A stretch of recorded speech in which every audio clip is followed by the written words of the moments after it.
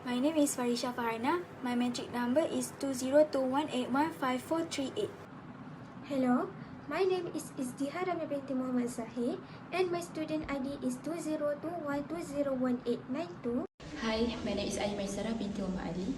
My student ID number is 2021214998. Hi, my name is Nurul Balkis binti Ramli. My student ID is 2021452774. My name is Nur Ali Amira binti Muhammad Afandi and my student ID is 2021496876. In 2019, the whole world faced the pandemic of COVID-19, including in nations with aging population. This increased demand and decreased supply, causing the inflation rate in Japan to drop. In 2015, the inflation rate in Japan dropped until 2016 and then it decreased until 2019. As of 2019, the inflation rate in Japan is at 0.47%. Additionally, the unemployment rate in Japan was 2.4% in 2019 and it decreased by 0.3% from 2018. Japan's unemployment rate for 2015 was 3.4% and it increased by 0.2% from 2014. Japan is a country with a rich cultural heritage, technological capability, special paradoxes, and contradictions. It has been a leading economic power for many years, despite recent economic challenges. Some of the top companies in the world are based in Japan. As from the diagram, the chart shows that from 2012 to 2014, Japan inflation rate was increased from negative 0.04% till 2.76%. On 2015, the inflation rate has dropped to 0.8% and continued to drop until 2016 with a rate of negative 0.13%.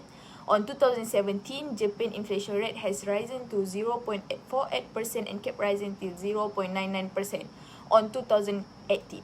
On 2019, the inflation rate has dropped 0.99% to 0.47% as well as the following year it dropped till negative 0.02% for 2020. Lastly, on 2021, the inflation rate is at the worst level for 10 years where it drops till negative 0.23%. In most cases, excessive money production by central bank result in inflation, but this has not been the case in Japan. Since the bubble economy in Japan burst in December 1989, the money supply has increased far more quickly than the amount of goods and services, but without significantly raising consumer price. Interest rate in Japan has consistently lagged behind those in the US thanks to the Bank of Japan, especially monetary policy. As a result, money has been constantly leaving for the United States and other nations. A portion of household saving has been invested in US dollar, US government bond has been purchased by life insurance firms, and loans has been provided to South Asia by Japanese bank. This loss of purchasing power has lessened inflationary pressure on Japan asset market and on product and services. Even while the Bank of Japan balance sheet has expanded far more quickly than the balance sheet of the majority of other central banks, the country inflation rate has for a long time have been significantly lower than the other of international nations. On 2019, the world faced the pandemic of COVID-19, including in nations with aging population, changed the balance of supply and demand. Governments shut down their economy, which in turn increased demand and decreased supply. When economy reopened, this had the effect of jolting prices higher. There was far less of a spike in prices when the economy reopened in Japan since the government did not shut it down, though there was clearly a knock-on effect from the other countries. Shrinkage in company margin rather than price increase has been the primary impact of increased energy price. Next, I will explain on the causes of inflation in Japan. The world are wondering, why is Japan's inflation so low? This is because, by the international standards, the inflation rate in Japan is low due to the economy received an enormous amount of cash during the epidemic on COVID-19. Secondly, during the Russia-Ukraine war has also caused a high commodity prices with global supply bottlenecks. Other than that, in 1990s, there was an issue on Japanese real estate crisis where the prices of houses never fully recovered.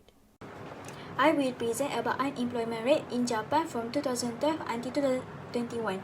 Based on the diagram, Japan unemployment rate start from 2012 until 2014 was continued decline. Next, Japan unemployment rate for 2015 3.4% and annual change was increased by 0.2% from 2014. Furthermore, for 2016, Japan unemployment rate was 3.1% and annual change was declined by 0.3% from 2015, and the unemployment rate for 2017 was the same as in 2016. Moreover, for 2018, Japan unemployment rate was 2.4% and annual change was declined by 0.4% from 2017. It is because Japan is among the world's top economy thanks to the number of important reasons which the country's unemployment rate, for example, is lower than that of other major industrial and rising countries. Working long hours and putting in extra effort are assumptions that are part of life in Japan. But the country's work ethic is well known around the world as a symbol of intense dedication to one's employer and one's job. In fact, the Japanese language has its very own word for sudden death from overwork. Other than that, in early 2000s, employment rates for women began to increase. Japan used to have poor female labor force attachment. In the early 2000s, the employment rate for women started to rise, indicating significant population aging and expanding healthcare labor needs. During the past recession, aggregate labor market results were stable, with high labor force participation and low unemployment.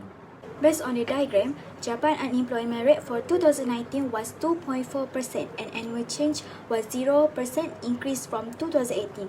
Next, for 2020, Japan unemployment rate was 2.8% and annual change was increased 0.4% from 2019. Lastly, for 2021, Japan unemployment rate was 2.8% and annual change was increased 0% from 2019.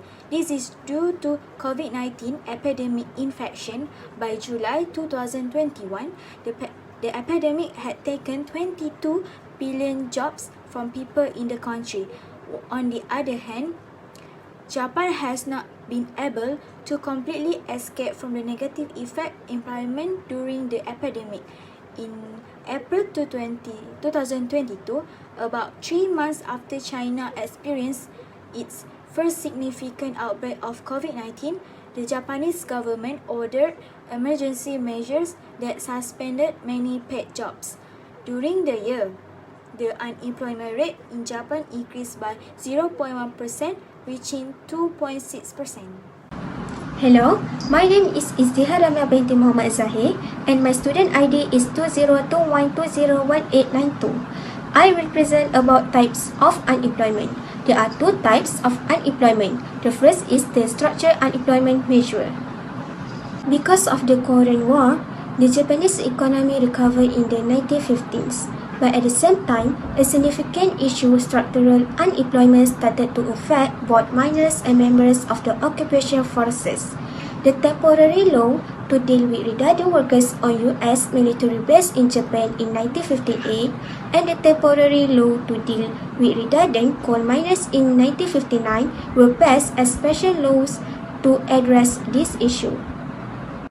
This legislation gives large payment to assess people who had been forced to quit one of those two industries and relocate elsewhere, as well as housing at their new places of employment based on the Employment Encouragement Housing Program. Additionally, new public rights initiatives were launched in areas with mining industry. The emergency measure to promote employment of displaced coal miners in 1959, expanding the government's effort to integrate the unemployment into public roads. As the coal industry continued to shrink in the second half of the 1960s, more and more miners began to work on such public roads projects.